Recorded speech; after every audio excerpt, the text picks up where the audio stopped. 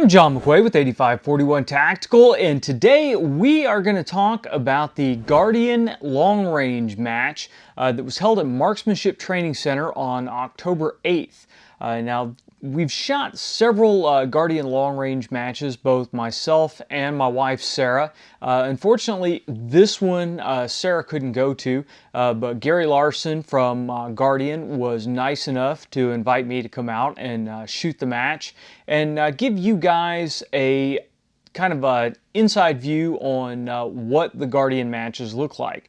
Now, so far we have shot one at Woody's in North Carolina, one at Frontline in North Carolina, and this is the first match that I've shot at the Marksmanship Training Center in Michigan. And they have a really nice facility up there. It's still a young facility. It looks like they are moving forward and they were making some improvements while we were there, but still a great facility to host a field type long range match like the Guardian is. Now, those of you guys that have not seen our mention of the Guardian long range matches before, the Guardian matches are not your standard PRS type match or your standard tactical type match. The whole purpose of the Guardian long range matches is as a fundraiser for Bethany Christian Services. Bethany Christian Services is a organization that helps to find foster children their forever home. It's a very worthy cause, and Gary Larson, who was a recipient of their services when he was younger, has set up Guardian Long Range as a method to help raise funds for Bethany. And it's worked out very well, and it does two things. One is when you participate in a Guardian match, all the proceeds are going towards a very worthwhile charity. But then secondly, because this is a charity match, you don't get a lot of the hardcore competition vibe that you get at a lot of standard matches where there are thousands of dollars worth of prizes on the table. Now, that's not to say that Guardian doesn't have a sizable prize table, because they generally do, but the order that you go through the prize table is not based upon the order in which you finish the match. There are generally prizes for the first, second, and third place shooters as well as trophies, but beyond that, they draw tickets to go through the prize table, and you can purchase additional tickets, and they do it raffle style. You can purchase additional tickets at the match. Your registration in the match, you generally get 5 tickets, and some prizes have their own raffle boxes, and others you just are drawn generally, and you go up in the order that you're called and get a prize. So even if you finish dead last, you may have the chance to go up and pick up a really cool prize. And of course, the more money you donate, the more tickets you get, the better chance you have of picking up a really nice prize. At the Frontline Defense match, Sarah and I bought a bunch of raffle tickets, and we managed to take home a Ashbury Precision Ordnance Saber chassis. And so that was really nice, and that's now on Sarah's match rifle. So that was kind of cool. But the Guardian long range matches are a really low stress setup. You got a really good vibe. Everybody is there to kind of help each other out. So if you are new to long range competition, Guardian matches are a great place to get your feet wet, a great place to associate with other shooters, and everyone is pretty much willing to help each other out. And I've found that no matter which Guardian match that I've shot. I haven't shot all of them. There are a couple of other places that they host Guardian matches that we haven't been to yet, but hopefully next year we'll get to round that out. In addition, shooting one of the Guardian matches, if you registered for a Guardian match, you were automatically entered to win a Ashbury Precision Ordnance custom rifle package. You could also, of course, buy extra tickets. We bought a couple extra tickets this year to be able to be entered into the raffle for that rifle. And once the Guardian season was wrapped up, which it wrapped up this month, then you got to, they did the drawing for the Ashbury Precision Ordnance custom rifle package, and you got a chance to win that. So again, really, really cool. That was a very, very expensive rifle package, and somebody is going to have a really, really nice custom rifle for the next match that they shoot. So what we're going to do here is we're going to run through the different stages. We did take some video clips of the various stages on iPhone 7 Plus. I'm kind of trying this out to see if it will allow me to do a little bit more run and gun video shooting at matches without being encumbered with all the extra video and audio gear that I usually take to be able to shoot stuff. So the first thing is the Marksmanship Training Center is kind of out in the middle of nowhere. The closest hotel, I believe our hotel was like 30 minutes away, so you have to plan accordingly. Also on our web write-up, we actually have a map on the review and a set of GPS coordinates to be able to find Marksmanship Training Center, because having not shot at this facility before, I kind of headed out about 30 to 40 minutes early and realized I was probably going to have to kind of pick and choose and try to find my way. And as we were running down the highway towards the range, really the only thing that showed me that I was getting ready to have to turn was there was a small Guardian long range lawn sign out off the side of the highway right before the dirt road that you had to turn onto. So if you're going to one of these facilities and you've never been to it before, make sure you plan some extra time, because we have gotten lost, both Sarah and I, going to some of these ranges, and you had to do a little backtracking, a little looking around, because some are kind of back off in the woods and don't have great big fancy signs. It was nice that Guardian put the GPS coordinates for Marksmanship Training Center on their website, because I was able to punch those into the GPS in the car, and it took me pretty much right there. So when I saw the sign, I saw that that road was there, and that was right where the GPS said I needed to be. So once we turned off the highway onto the dirt road, you had to go a little bit further past. There was a camper set out there, but then once you got a little further down the dirt road, there was an actual permanent sign for Marksmanship Training Center before you turned through a gate and went into the main parking lot there. And as soon as you saw the Marksmanship Training Center sign, it was pretty apparent that that's where you needed to be. They were already setting up. There were cars in a lot. It was still dark when I got there. But there was no question that's where you needed to be, that's where you needed to register. Registration is pretty much standard, but one thing that's interesting with the Guardian matches is Gary collects data from shooters on each one of the matches, on what cartridge you're shooting, what action, what barrel, what chassis system, what scope. And it's really kind of cool because he'll compile this data and he'll put it out on their Facebook page, and you'll be able to go and see a correlation to equipment to score for that match. So you can go through and you can look and see what the front runners are running. You can see what the most popular gear is. And it's really good information, especially for those guys that are getting started in it, and maybe you want to start out with a good quality system. Then you can look at those numbers and get a really good idea.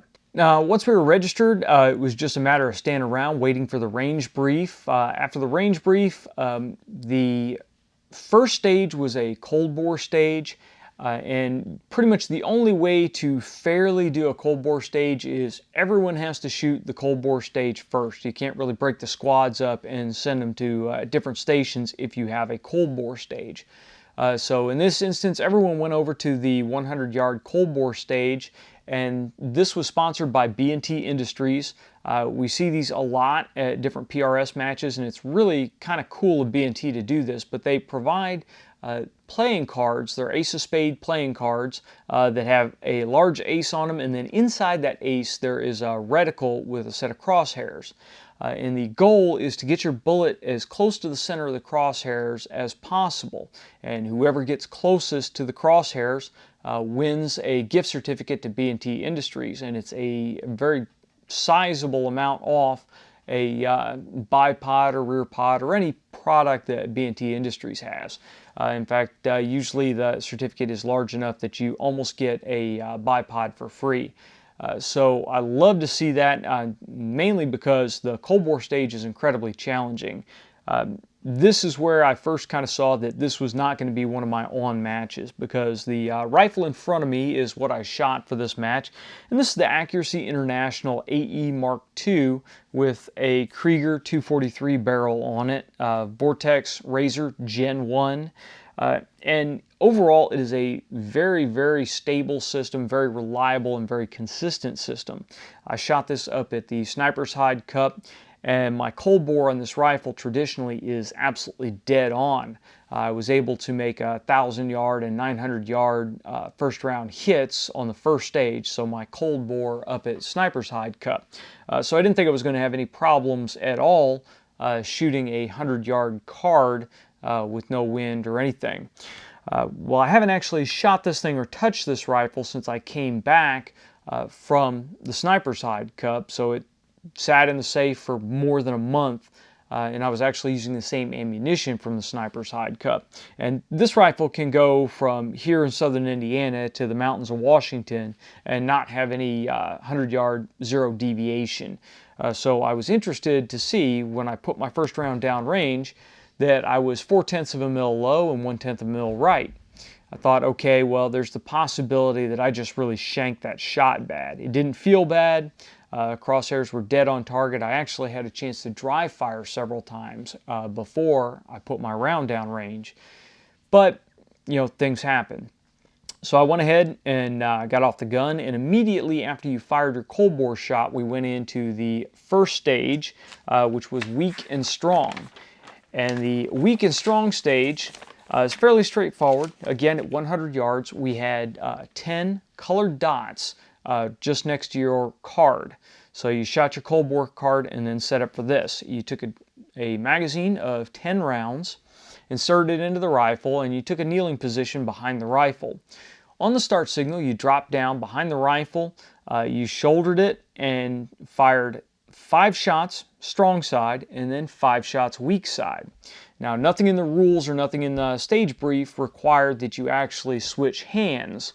So what a lot of us shooters, myself included, did is fired your first 5 shots strong side, because those will generally be your most accurate shots, and you want to make sure that you have the best time allotted to get the 5 most accurate shots.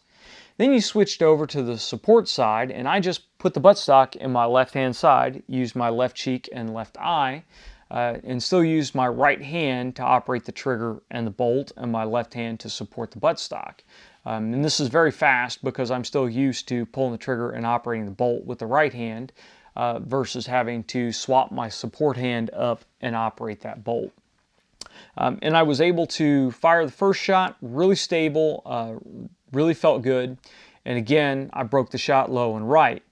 So I immediately held high, held left, punched the next 4 dots, no problem, switched shoulders, was able to punch 3 shots on the left-hand side before I timed out, and then the stage was over. So that pretty much told me that the 4/10 low and 1/10 right that I was seeing was an actual zero shift. It wasn't cold bore, it wasn't me being cold, it was a legitimate zero offset. I'm not sure what caused that.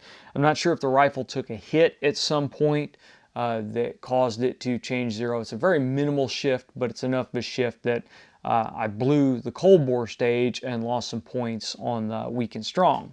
So not real happy with it, but you know, you adjust and you roll on. So as soon as we got off of that stage, we moved over to the 25-yard stage. And 25 yards with a bolt gun is kind of interesting. A lot of times guys don't practice and don't realize what their close range zero shift is.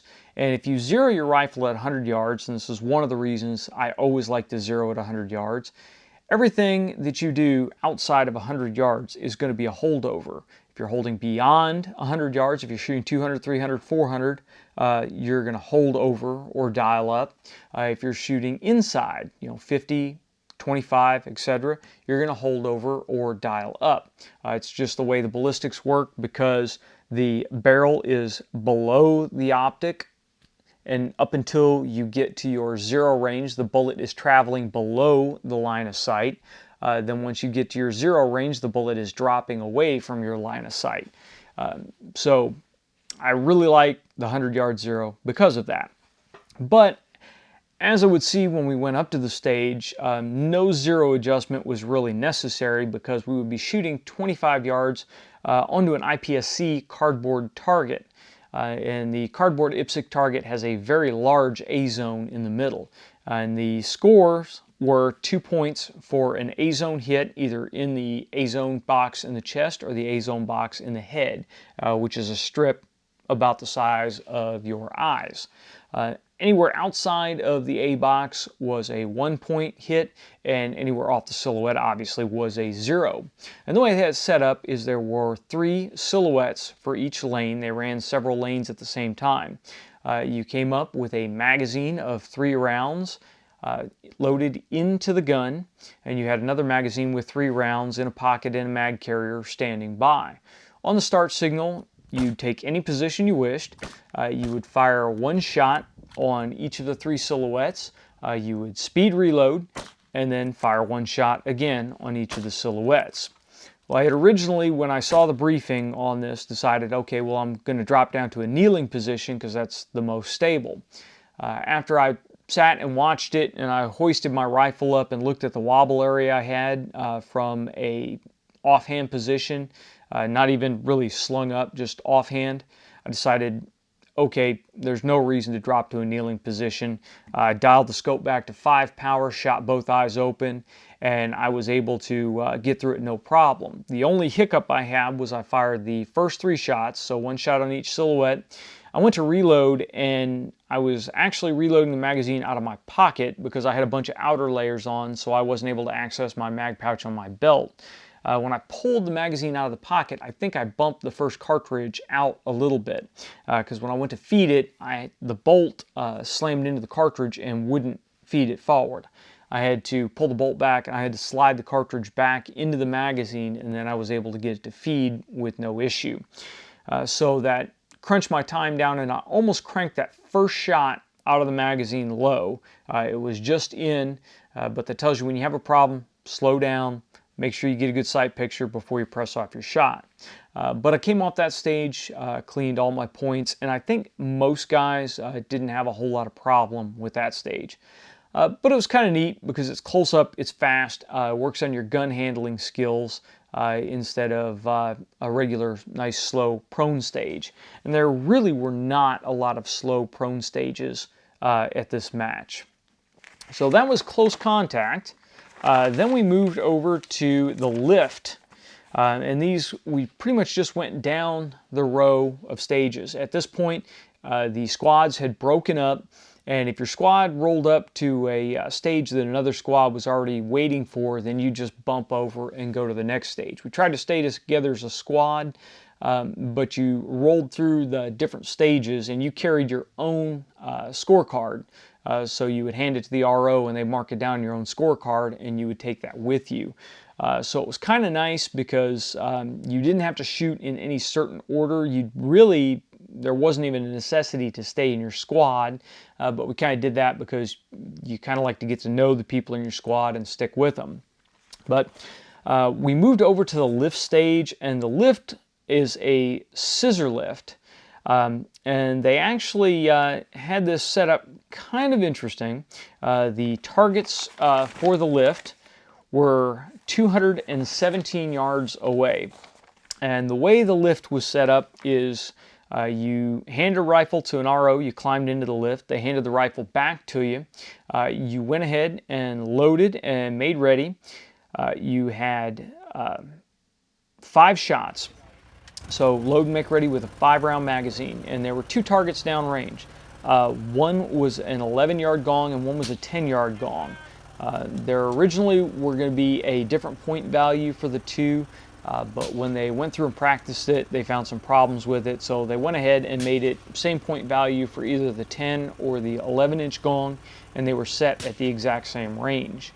The trick there is one of the gongs was hanging by 1 strap and the other was hanging by 2 straps. So if you hit the gong hanging by 1 strap, it could twist and turn and flop all around, and because you only had from when the lift started to when it reached the top and came back down to get your 5 shots off. They went ahead and told you that if the one was flipping around too bad, you could just shoot the other one. So you could shoot whichever gong you wished. You didn't really have to say anything different because they were sitting side by side.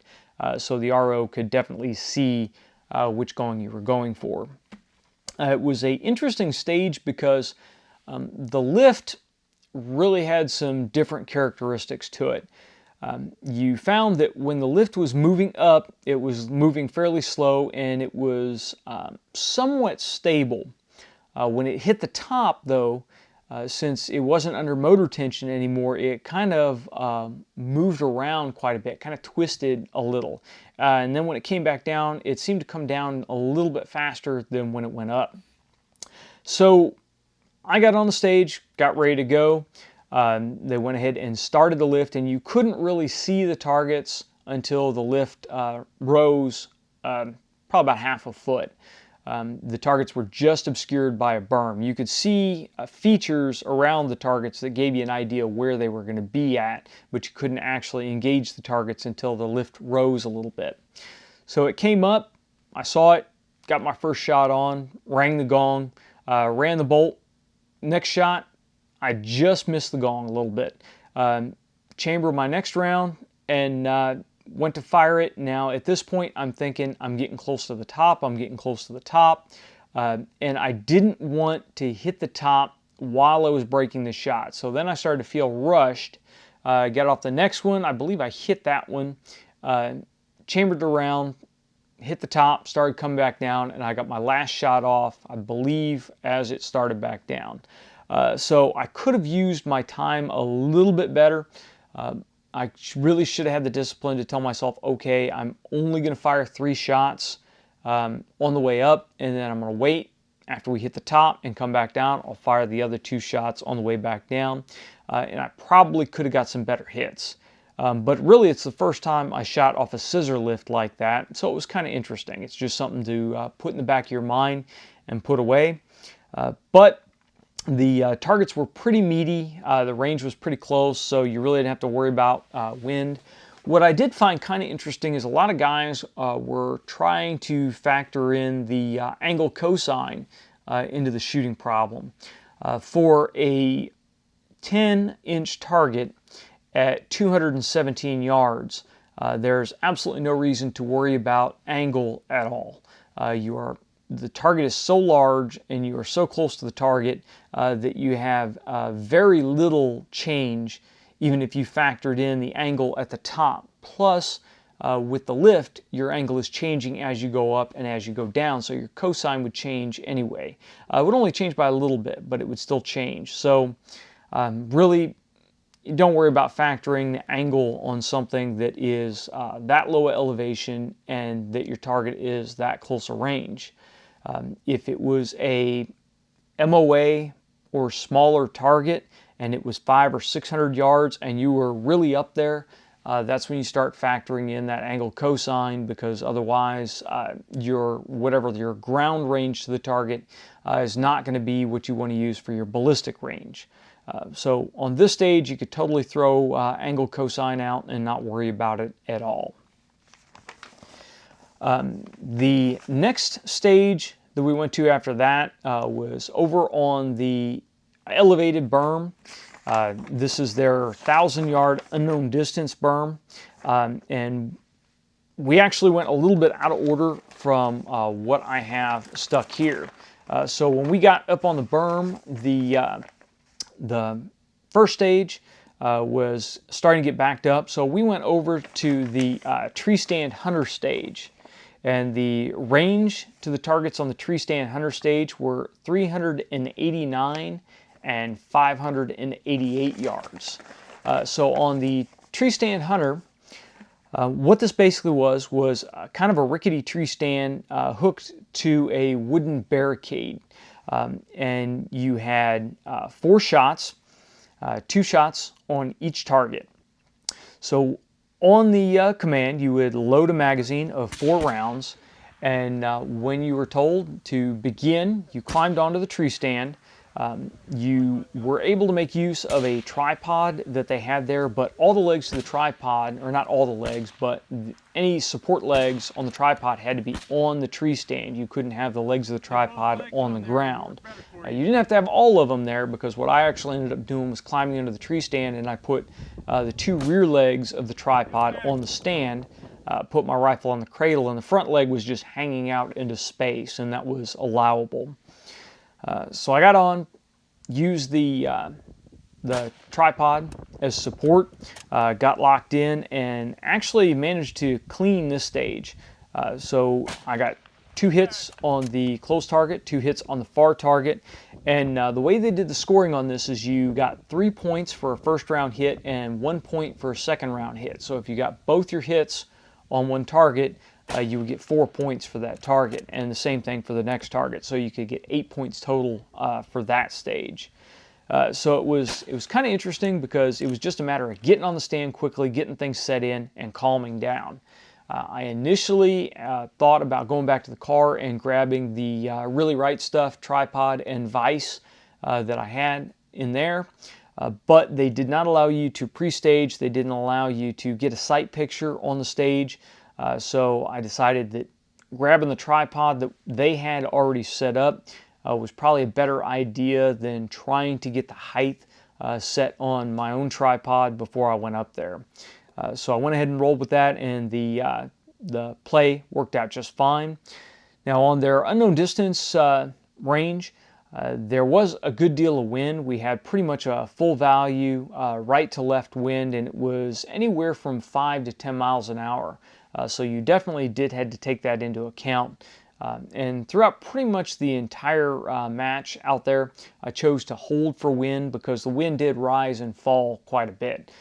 So you would go up there and you would be factoring the wind into your head before your stage starts, and by the time you get out there, the wind would drop off. They did have 2 wind flags, standard high power style wind flags downrange, so that really gave you a good idea of what the wind was doing at the midpoint and at the end of the range. So guys that are new to calling wind, you had a real good wind indicator down there. But overall, it was a good range. After the tree stand, we went over to the chair stage, which was affectionately named Chair 4 Sniper, a little bit tongue-in-cheek, so that was kind of funny.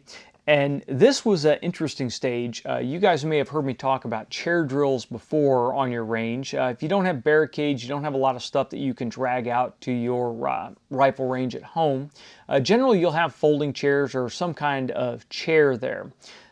If it doesn't violate your range rules, you can actually use a chair as an improvised barricade. Because you have the different surfaces on it, you can set your rifle up in a variety of different ways using a chair as support. Now the interesting thing is, chairs are usually not all that stable, and when we were on top of a sandy berm, even though they had kind of AstroTurf squares laid down there for us, the chairs weren't the most stable thing in the world. But here, what they wanted you to do on this drill was you had 3 IPSC silhouettes downrange at 998 yards. Those were 3 shoot targets, and then you had 1 no-shoot target. And they took the target carriages, standard high-power style target carriages, and on the uprights, the right upright had 2 targets stapled to it. The left upright had a target at the top, and then a hostage or no-shoot at the bottom. And when the targets came up, you had to shoot from one of the 3 positions that they designated on the chair. The first position was with the seating side of the chair down, so you were shooting basically over the bottom of the chair. And you would have 1 exposure of the targets to put 1 shot in each of the 3 targets from that position. Then the targets would go down, they would score the targets, they would actually put spotters in the targets for you. You then change to another position, I believe that was chair on its side, and then the targets would come back up, so you would drop onto the chair, get into position, and you would see your target downrange, and you would be able to see where your spotters were, see if your wind call was good. And again, 3 shots in each one of the, or I'm sorry, 1 shot in each one of the targets for 3 shots total. They down. New chair position, and the targets came up again. So you did that for 3 times. And it was interesting because with the spotters coming up, you could definitely see if what you were doing was working or if you needed to change what you were doing. You also had the wind flags that you had to watch.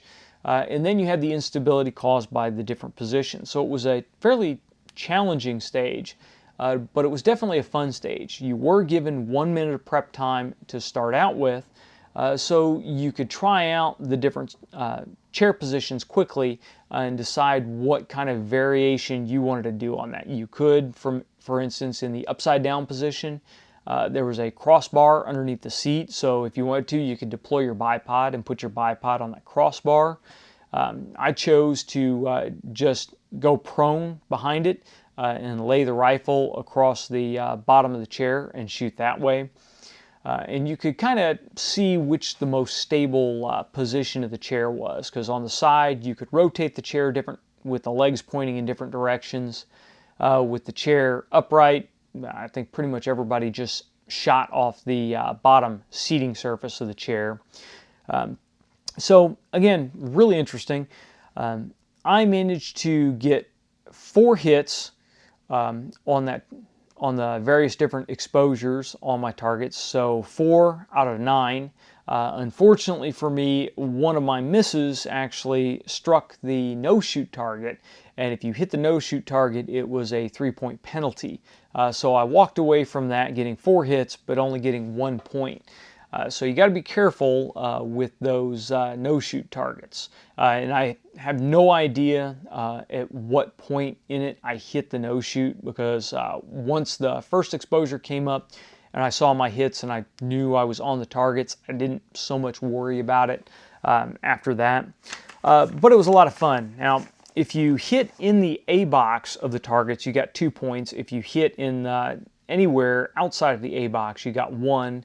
And again, if you hit the no-shoot, it was a -3. Was a very interesting stage, and it was intimidating for a lot of guys to have to shoot off of improvised positions for 998 yards. But it was a good time. After that, we had a lunch break, and we were well ahead of schedule, so we had time to come down and kind of hang out by the fire. It was fairly cold. When I left southern Indiana here, we were still in the 80s. When we got up there, it was in the low 50s to start out with, and it pretty much stayed in the low to mid 50s all day. So we were bundled up pretty good, and we had the wind blowing.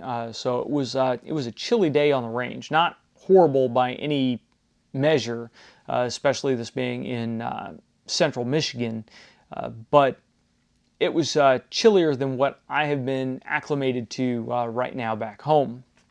So they had a nice fire going, and lunch consisted of hot dogs and chips. Sodas and water were provided. So it was at least a hot meal to gobble down real quick before we headed back and shot the afternoon stage. Now, the afternoon stages were all downrange from the 1,000-yard berm, so we had to shoot the morning first, and then once everything was wrapped up from the morning, we moved out onto the unknown distance range further downrange and shot the rest of the stages. The afternoon, pretty much all of the stages were shot online of each other. So what the format was is you just went downrange, you just saw which stage you wanted to shoot, you got in line. If there was too long of a line, then you just went to another stage.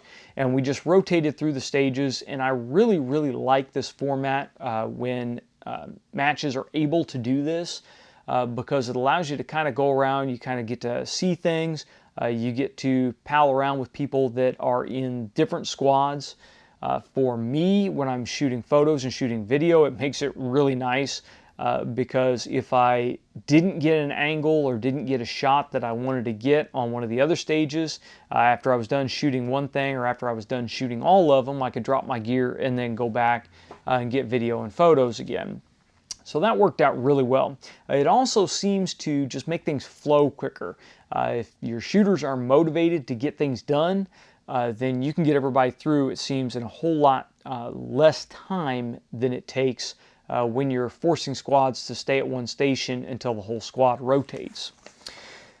So I'm going to go through these in the order they are in the packet because it will make it a little bit easier. It's not necessarily the order that I shot them in. So the first one is the mover stage, and that was a 700-yard mover stage, and this was really a fairly straightforward stage. Shooters got into position, went ahead and loaded and make ready. The mover target would come up, it would go down once, and then back to where it started from and drop. And you had from the time that it appeared to the time that it dropped to fire 5 shots. Again, really straightforward. The thing that got me on this is the mover was going a lot slower than movers I'm used to. It was really a leading edge hold, where normally I'm used to about a 1.5 mil hold on a walking mover. So slower movers, and I think the wind got me a good deal on this.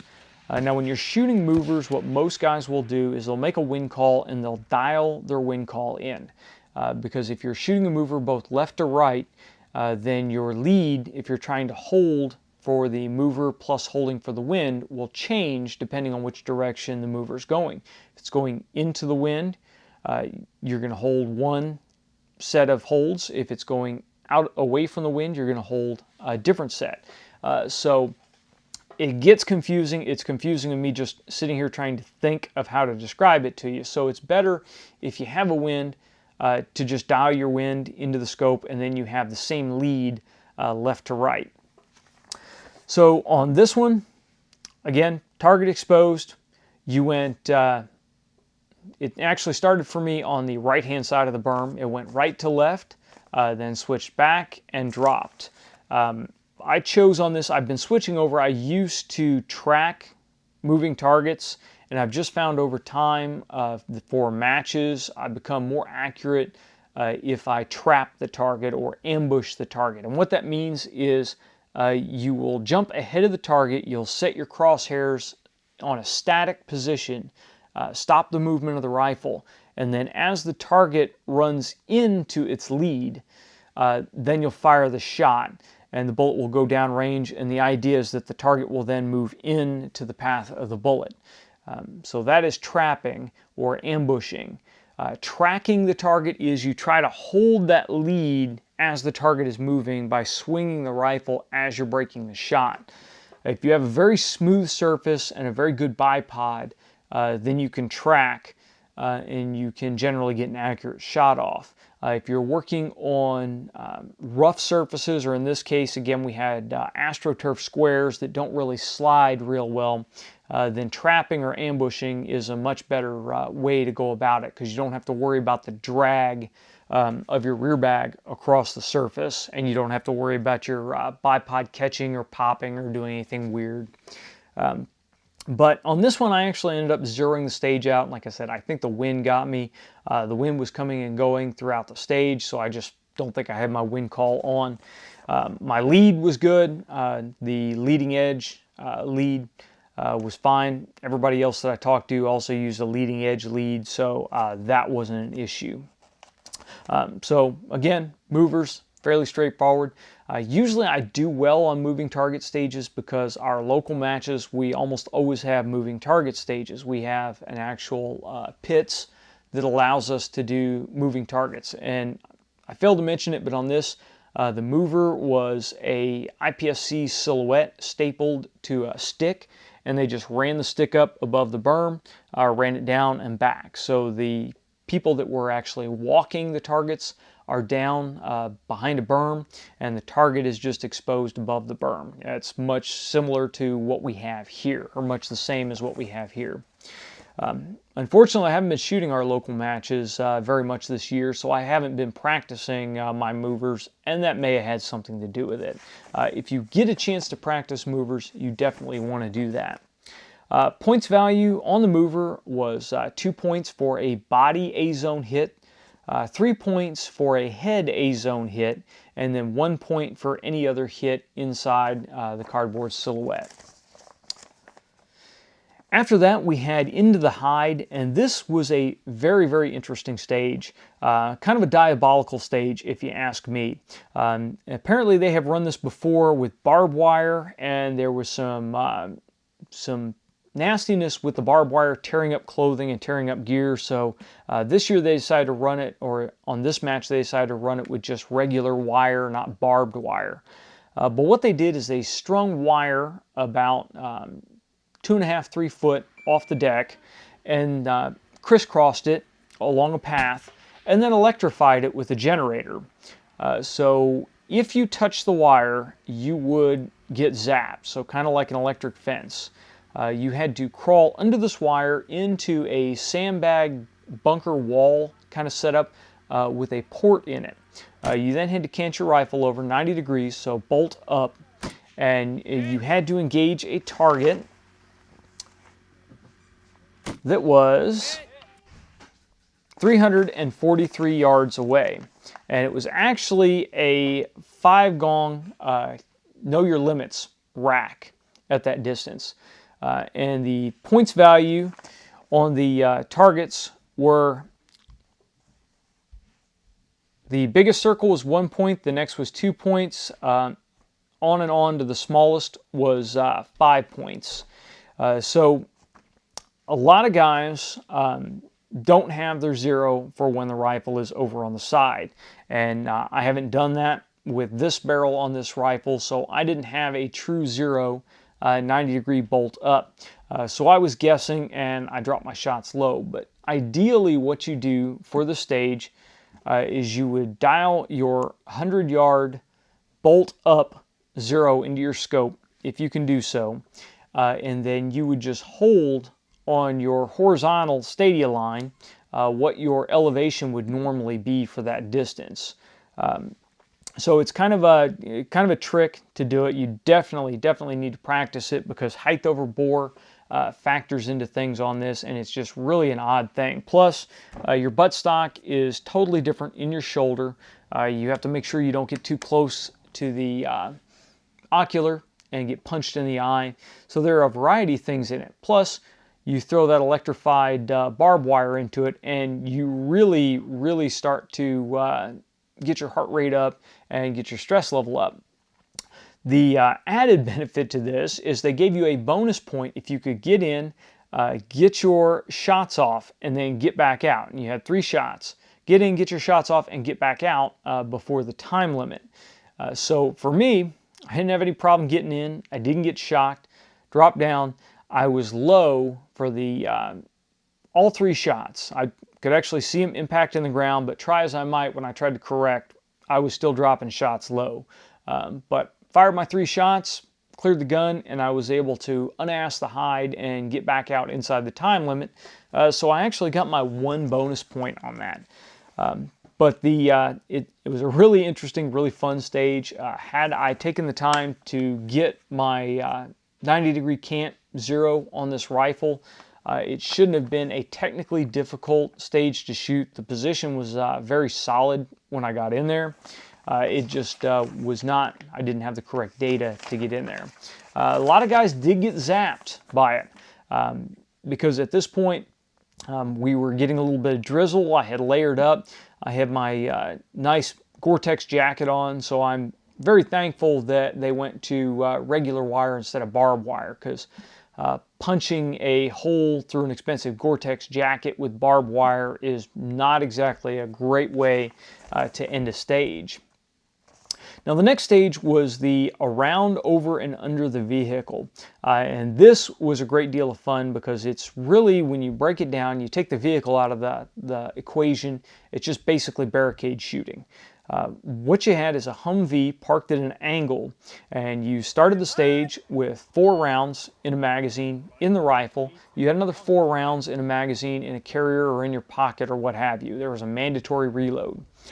You started from the first position across the hood of the Humvee, and your first target was 289 yards away. So you fired 2 shots over the hood. Then you moved to underneath the vehicle, and you had to make sure that you didn't hit a tire, because the far tires on the vehicle, the way it was canted, were actually kind of in the way depending on how far forward or how far back you were.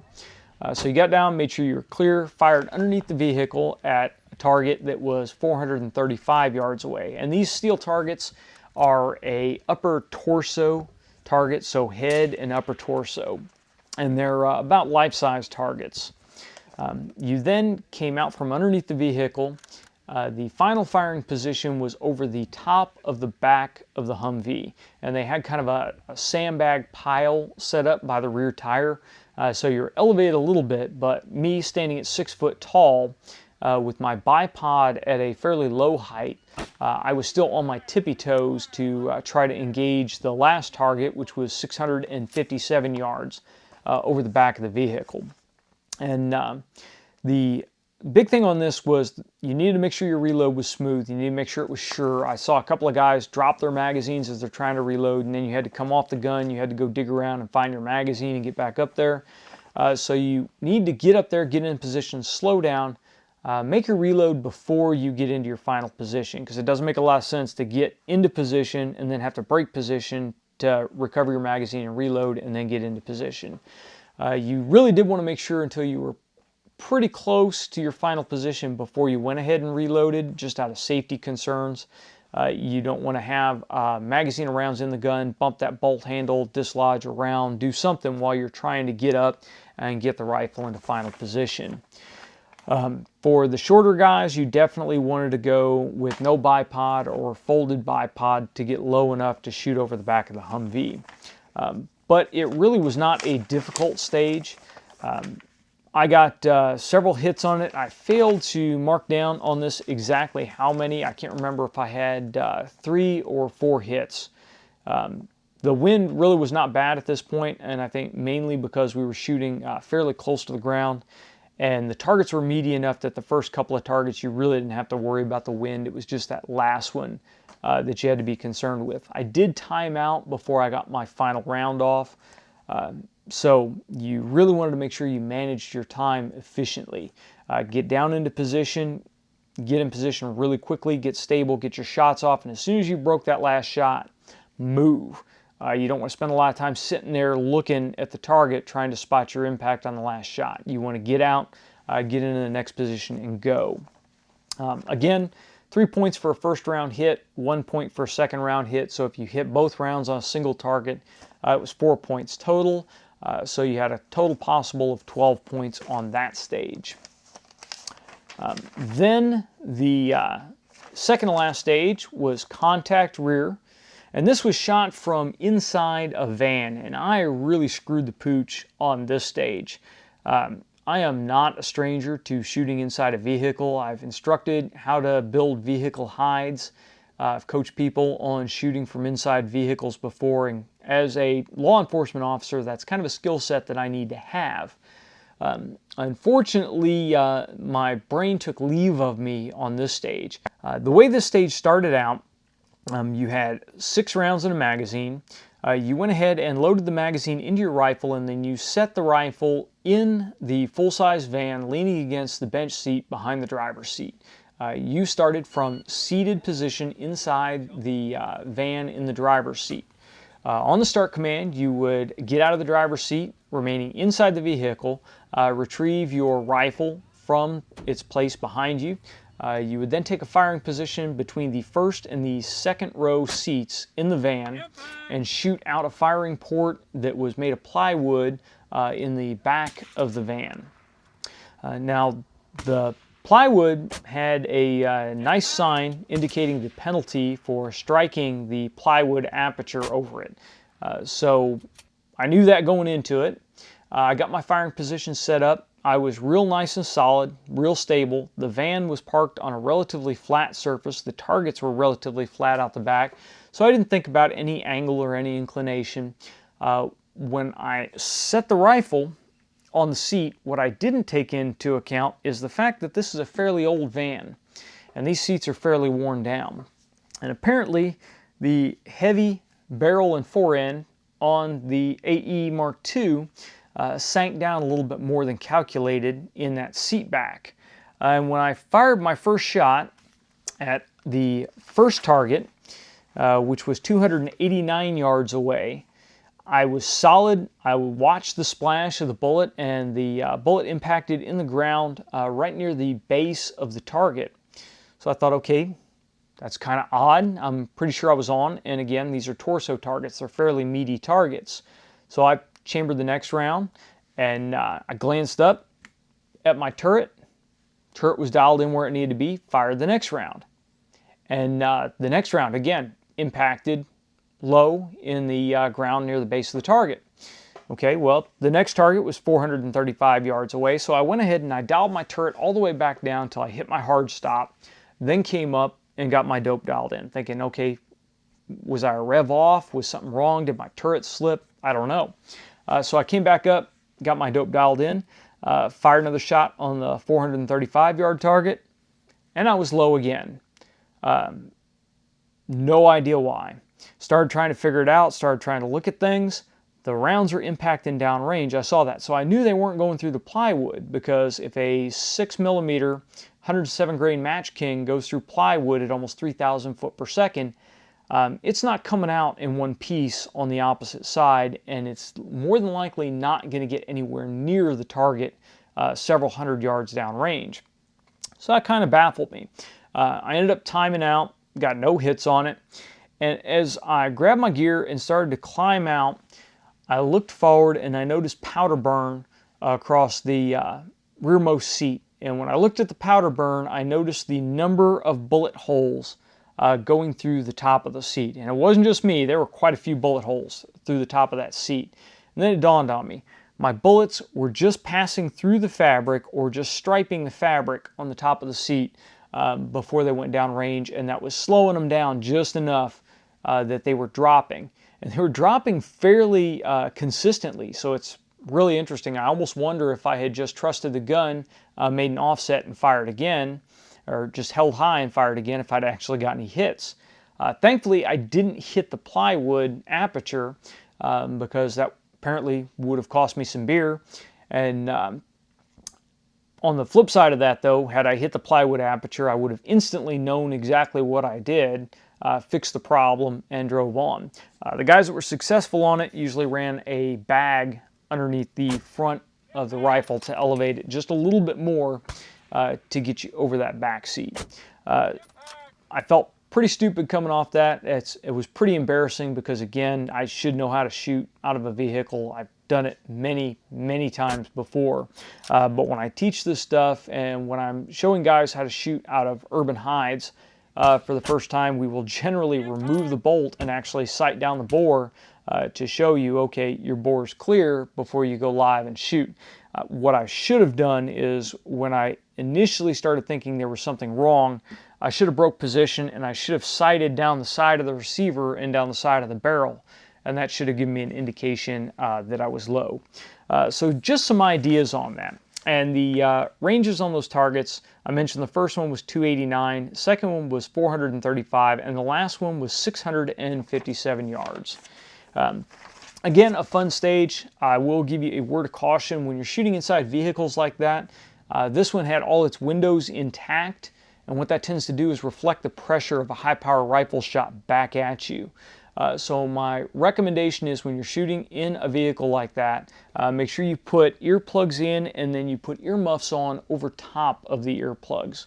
And that will really help you with the concussion of the rifle inside the vehicle. And then we get to our last stage, and the last stage was the Black Pearl. And this is a boat stage, and boat stages have become more and more popular at matches, and they're kind of interesting because really the sky's the limit on how they're executed. This boat stage, the boat was basically a repurposed spool. They cut up a spool and turned it kind of in a man-size crib. If you picture the old style cribs that are wood and rock back and forth from side to side, that's basically what they made with this. They did a lot of work to gussy it up a little bit, painted Black Pearl on the back and put the Jolly Roger on it. To start the stage, you had to put on a life jacket, and then on the start signal, you had to make your way into the boat, and you had 2 targets downrange. You had a duck silhouette at 349 yards and a duck at 502. And these were some monster-sized ducks. I'm not sure exactly what the size was downrange, but they were pretty big ducks. I'm not sure where they were getting these guys, but they're feeding them good there. So you made your way in. You took a solid position. You had to be completely inside the boat. Your feet couldn't be touching the ground at all. None of your gear could be touching the ground. And because the boat basically had a plank down the middle and the rest was open to the ground, if you dropped any gear and the gear touched the ground, the gear was gone. It sank. It was lost at sea, so you couldn't recover your gear. So that was something to keep in mind. Once you moved into position, you had 4 rounds. You had 2 rounds on each target. Again, same rules: 3 points first round hit, 1 point second round hit, 4 points total. This really was not that difficult a stage. I almost cleaned it. I dropped 1 point. So it, unlike a lot of the boat stages where they hang them with chains or hang them with ropes, this one stabilized pretty quickly. So once you got in a position and you dropped down, the goal was, once you got into your position, stop moving. Once you stopped moving, the boat stopped moving fairly quickly. And because it was a side-to-side rocking action, when you fired your shot, the boat stayed pretty steady. Even through cycling the bolt, it didn't move around a whole lot. So then you just had to worry about running it like a seated barricade stage off the front ledge of the boat. And it was fairly stable off the stern, or actually the way it was set up, that would have been the bow. So it was fairly stable once you got your gun set on the bow. The problem actually wasn't that difficult. The targets were meaty enough. You really didn't have to worry about the wind. You just had to worry about getting in, getting your butt down, getting your rifle up, and go. And you also had to worry about making sure that the big stupid life jacket was not interfering with your cheek weld or interfering with operating the rifle. But a fun stage, kind of a goofy stage. Everybody liked it. And that was the last stage. And we actually ended up finishing a couple hours early, which was really nice for me because I had a about 8.5 to 9 hour drive to look forward to get back home, with hopes of sleeping in my own bed that night. The awards ceremony went fairly quickly. As I mentioned, the Guardian matches, the prize table is a raffle format, so they went through and called tickets. They handed out trophies for first, second, and third place finishers, along with some pretty nice prizes from APO and Trigicon for the top place finishers. They also handed out a trophy for the top 308 shooter, top military and law enforcement shooter, and the top female shooter. So overall, a really good time. Brian Litz was there. I believe it's the first time that he shot a PRS style match, and it was really interesting to get his input on how he felt the stages went, being a longtime rifle shooter but really new to shooting a field match with this kind of format. It was interesting to hear his input on things. Really overall, again, a very, very fun match, real enjoyable, even though it was a little bit cold. The rain didn't really move in on us. We got a little bit of a sprinkle from time to time, but it didn't dump on us like the Guardian at Frontline did. So overall, it was a great match. Again, I highly recommend you guys, if you have a Guardian long range match, and we will definitely leave the link down below, anywhere near you and you're thinking about getting into competition shooting, go shoot one of the Guardian matches and see how you like it. I think you will find some very friendly people there. I think you'll find a very low stress way to get introduced to match shooting. That's about it for our Guardian Long Range at MTC After Action Report. If you want a more detailed After Action Report, please go check out the write-up on our website, and we will leave that link down below. If you guys have any questions or comments on the Guardian Long Range match, please leave them in the comments section below or send them to us on Facebook or Twitter. If you liked the video, please make sure you like, share, and subscribe. And until next time, get out and shoot!